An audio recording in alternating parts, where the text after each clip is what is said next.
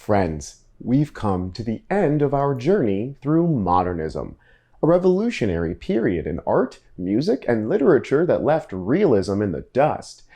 Modernism was a movement that said, "Hey realism, we've had enough of these efforts to represent objective reality.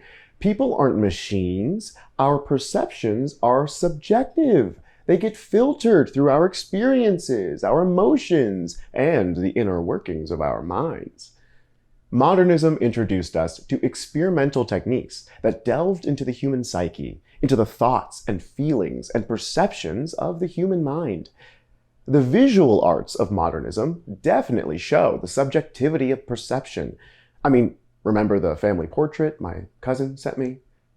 Yeah, I guess you could say for a modernist, reality really is in the eye of the beholder. In today's video, we are going to start a review of the historical context that gave rise to the movement of modernism. Next, we'll review the characteristics of modernism, along with modernist authors and their works. Then, we'll talk about the final project for this unit that you'll work on over the course of days 1 through 5.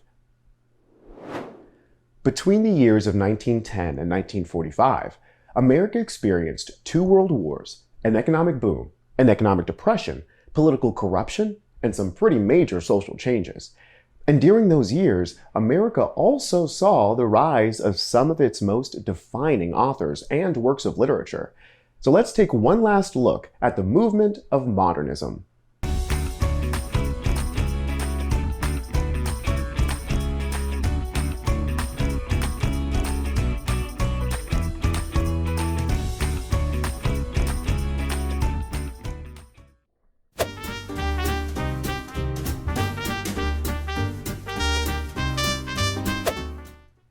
Before we discuss modernist authors and their works, let's set the scene with some historical context. In 1915, Sigmund Freud introduced his theory of the unconscious mind. In his theory, the unconscious mind is identified as the place where repressed feelings, hidden memories, habits, thoughts, desires, and reactions dwell. According to Freud, this unconscious mind shapes our perceptions, our actions, and our reactions. The First World War was fought between 1914 and 1918, and over the course of those years, millions of lives were lost, and millions of survivors were left with life-altering injuries. The whole balance of power in the world changed, and everything that seemed trusted and traditional and sacred was suddenly questioned. And a lot of people found themselves asking, how can we be expected to carry on as if all of this didn't just happen? And it was a valid question because President Warren G. Harding did expect that. His whole 1920 campaign was based on the idea of a return to normalcy. Just like, let's just pick up where we left off. But for a lot of people, that seemed impossible. Not only because of all the loss and trauma caused by the war, but also because American industry was on a meteoric rise. Cars, radios, household appliances, new fashions, you name it. Factories were making it and people were buying it. The economy was booming. Now, at the same time, there were new social changes, like the 18th Amendment that prohibited the making, transportation, or selling of alcohol, and the 19th Amendment that finally gave women the right to vote. The world had experienced change, but America was changing too. And amid all this chaos, upheaval, consumerism, and prosperity, a generation of young people didn't want to return to the old policies and beliefs. But they weren't sure what they wanted. They searched for hope and meaning and purpose and a way to gain some perspective on the past. As Gertrude Stein put it, they were a lost generation. Well, they might have felt lost, but they were not at a loss for words. A lot of great literature emerged during this movement of modernism.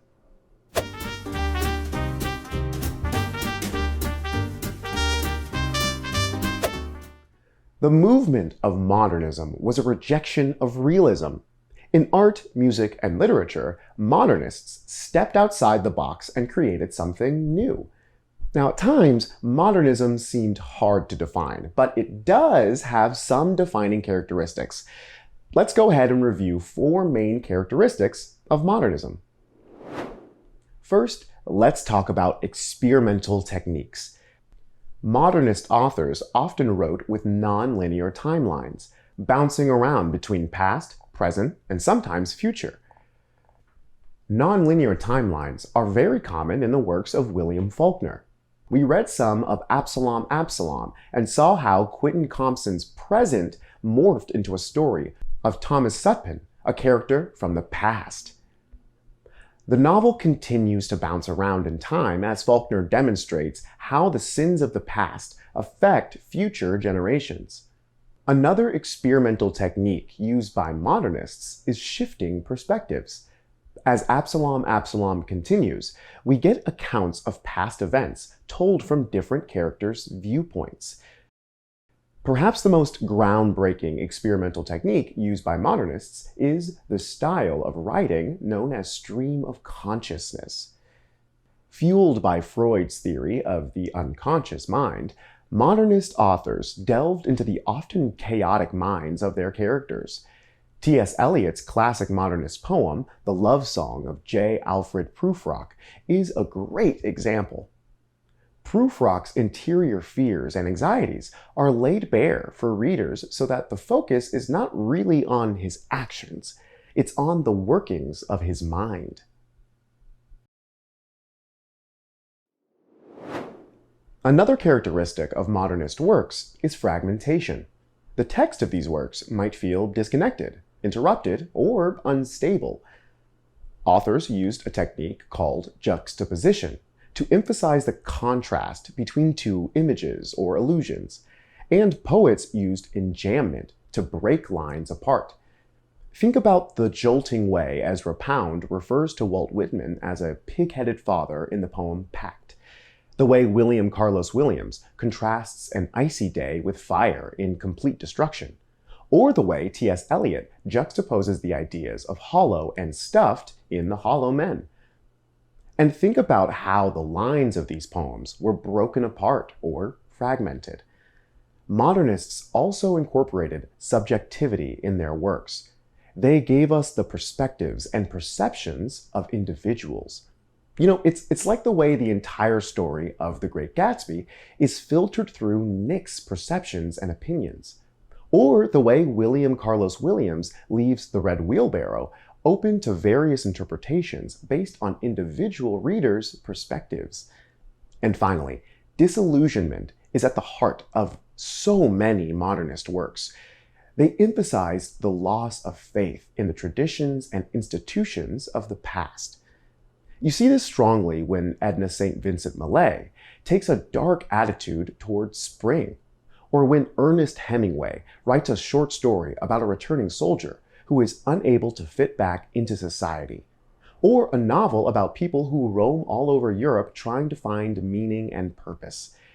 You can find these characteristics of experimental techniques, fragmentation, subjectivity, and disillusionment, running throughout modernist works. And this week, you'll not only find the characteristics, but you'll also find a way to teach others about them. Let's take a look at your final project, and you'll see what I'm talking about.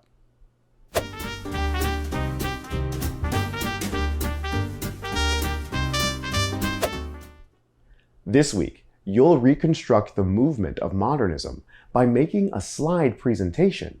You'll have 10 slides total, which includes an opening and closing slide, as well as 2 slides for each characteristic. You'll use images, text, and textual evidence to show how these 4 characteristics are demonstrated in the works you've read.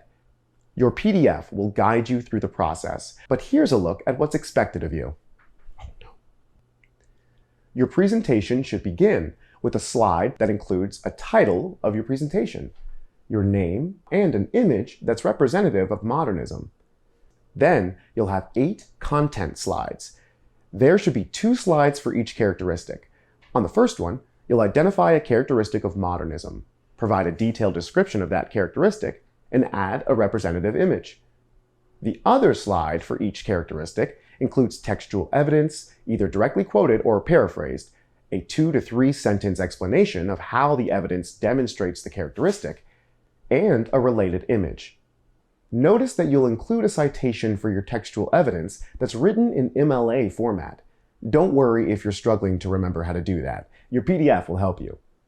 And finally, you'll have a closing slide where you'll write a 4 to 5 sentence paragraph summing up your opinions and feelings about the movement of modernism, along with a closing image. I hope you've enjoyed your journey through modernism, and I hope you'll enjoy this final project. Your PDF will guide your work each day, and don't forget that you'll also have daily online practice to prepare you for your final modernism assessment on day 5. You've learned a lot throughout this unit, and the great thing about your project this week is that you'll be able to use your slide presentation to teach someone else about the movement of modernism. Hey, hey.